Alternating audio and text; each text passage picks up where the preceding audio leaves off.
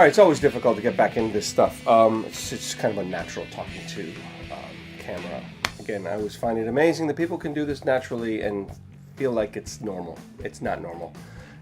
Anyway, been working out. I feel pretty good about it. I actually feel really good about it. It's springtime. Michigan State is Sweet 16, so I'm kind of excited about that. I don't know how far they'll go in the tournament as far as March Madness is concerned. But overall, the fun thing at the gym is they got just tons and tons of screens to look at. For, I've been really pushing myself. I started with like a mile, trying to jog a mile. That was difficult, and then got to the point where I put it on 2 miles and trying to jog more than fast walking.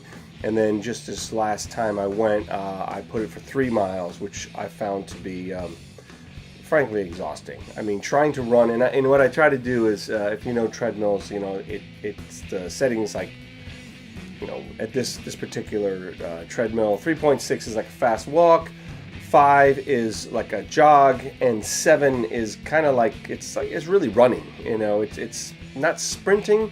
If you do like almost an 8, you're sprinting. I find I like to challenge myself. I haven't been challenging myself on weightlifting and all that stuff. I keep it on really low weight. I don't want to bulk up. My body tends to want to just puff up. I don't want that. I don't need to carry the extra weight. And in the past, when I've been, weightlifting and bulking up and getting big and carbo loading and all that stuff, people say it's BS because it turns to fat, but I hate to say it, but somehow it just seems to just turn into blubber. I don't want that, so I'm doing weightlifting. I'm repairing a shoulder injury I had. I talked in another video about shoulder injury. I've had it like 3 or 4 times. I popped it out of its socket. Probably, like I said last time or whenever it was, probably need surgery, but I'm trying to just build up the muscles around it.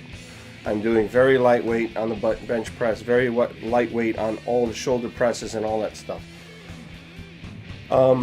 Not to get into the specifics, but overall, I feel better. I notice changes if I drink any alcohol. I notice if I eat sugar, if I have things, that my body reacts to it faster than it was before I was working out. And I really hadn't worked out for quite a long time.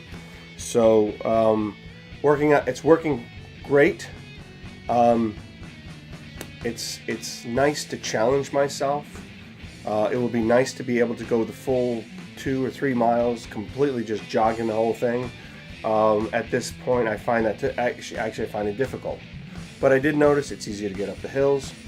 It's easier to. It's just, you just feel better. I would pretty much encourage, if you're gonna do the intermediate fasting.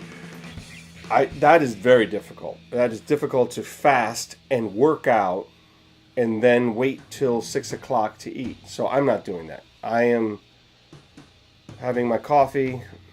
I'm still doing that. I'm still doing coffee with milk, which is not officially fasting. You're not supposed to drink milk with your coffee or tea. Just remember that. And I find I almost passed out a couple times fasting and trying to work out. So that hasn't worked out. So I haven't really officially been doing intermediate fasting during this heavy workout schedule. And I don't know, I seem to be repairing my muscles faster, getting back to work easier. I feel better. I'm not hurting. Definitely taking vitamins. I'm being very, very, very careful about, magnesium, potassium, and balancing all those things. So overall, I actually feel really good. And I don't know, I think once you exercise, when you diet, you start losing weight, you notice, you look in the mirror and say, well, there's a difference there. And then you start working out, and then you start to, you can feel muscles that you haven't felt for years, and you're starting to, and I think it's really important, diet and exercise. I think when it comes down to, if you're going to work out really heavy, then just eat healthy food. The best part of intermediate fasting was when I waited till 5 or 6 o'clock at night and ate a really healthy paleo style keto diet. You're going to lose weight no matter what. You're fasting and you're doing this ketosis, and it should work. Paleo ketosis should actually work together. I think it's practically the same thing. I could be wrong. I'm sorry if I am.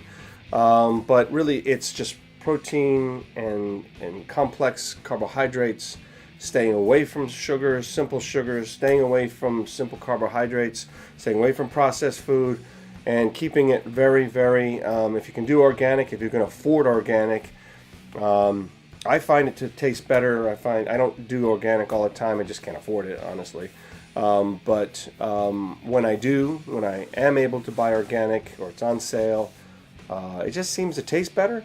One thing I did notice that you have to be very careful about is there's so many pesticides sprayed on our vegetables, and you have to be very careful. Look at the list of worst vegetables to eat for pesticides.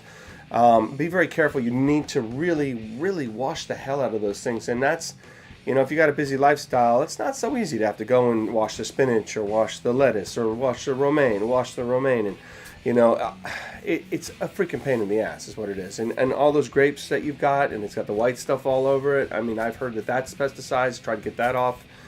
Anyway, I don't want to go on forever. This is about just kind of status, where I am today, what's going on, working out, taking the time to finish projects instead of doing these videos. I mean, it's too bad because I wish I did a daily video and saying, okay, I'm working on this project. I'll see you later. Bye. To see you tomorrow. And that kind of thing, this 365-day thing would go much faster. I just find that if I'm going to spend my time doing something, I'm going to go do something that is going to be productive, is going to fix something, it's going to change something in my life, whether it's my house or my car or my job or my equipment that I use for work.